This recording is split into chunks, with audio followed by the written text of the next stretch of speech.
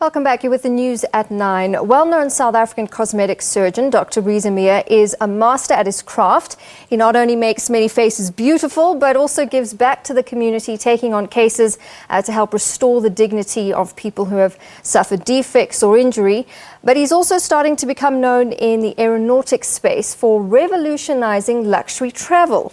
He's currently developing the Pegasus Vertical Business Jet, which would mean that you could take off and land anywhere, essentially. So it sounds quite interesting, quite intriguing, and he joins me now in studio to tell us a bit more. Dr. Reza, thank you so much for coming in. Thank you so much for having me. So how did you become involved in aeronautics, and specifically with the Pegasus Jet, and tell us a bit about it? So I must say, I'm not a surgeon. I'm a general practitioner. I focus on the aesthetics, the minimally invasive, non-surgical methods. Okay. But there's a lot we can do these days without surgery.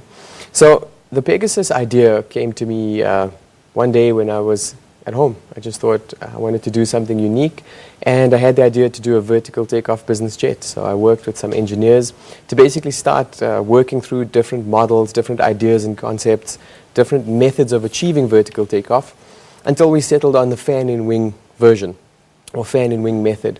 And we then did a conceptual design study and just started working from there on different feasibility studies, market research, financial models, until we were able to come up with very positive numbers on all of those fronts. Mm-hmm.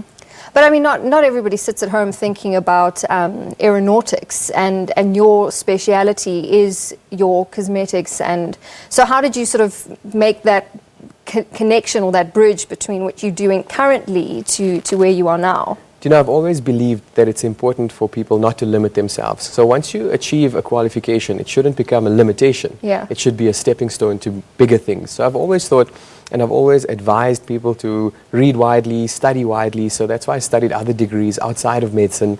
And this is one of those things. I think it was a little bit of guidance. And once I found something that interested me and gave me, got me to wake up early in the morning, sleep late at night, I knew it was something that I couldn't ignore anymore. So, aesthetic medicine and building a plane, there are a lot of cross ideas. So when it comes to aesthetics, physics, the science behind it, there's a lot of overlap that people don't readily see from the outset. You are one of the most well-known cosmetic professionals and aesthetic professionals in the country. I mean, you've got the who's who sort of frequenting your practice. So I'm sure people are wondering, are you going to be leaving the beauty industry and focusing on this, or is it just basically about managing the two? I've been dedicating a lot of time to this plane, more so before and after patients, at night, over the weekend.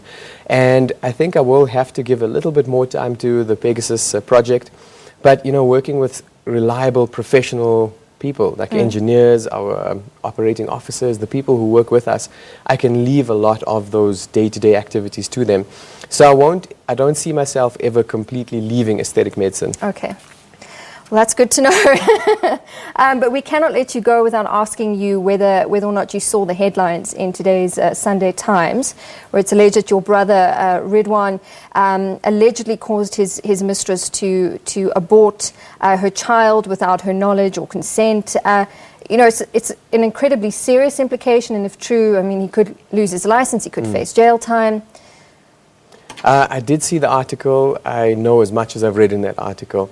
What I can say is that I hope that there's a speedy resolution and that all of those parties come out for the better. Yeah.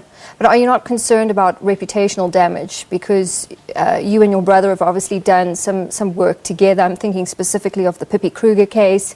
So you're not concerned about reputational damage? No, I assisted him on one of the operations with Pippi, and she's thankfully doing really well.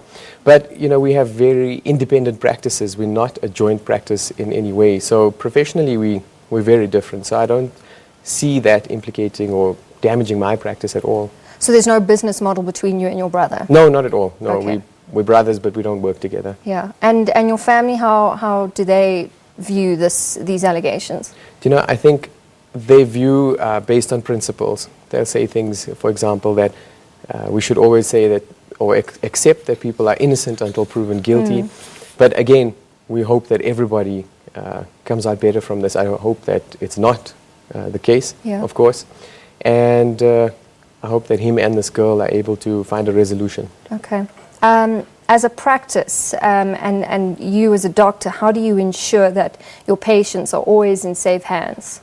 You know, we as professionals, as the doctors, have to take that into our own hands. But what we do is we also make sure that we've got staff close by, that it's not something that we're alone with people in the practice and that type of thing. So it's just general steps that we take, yeah.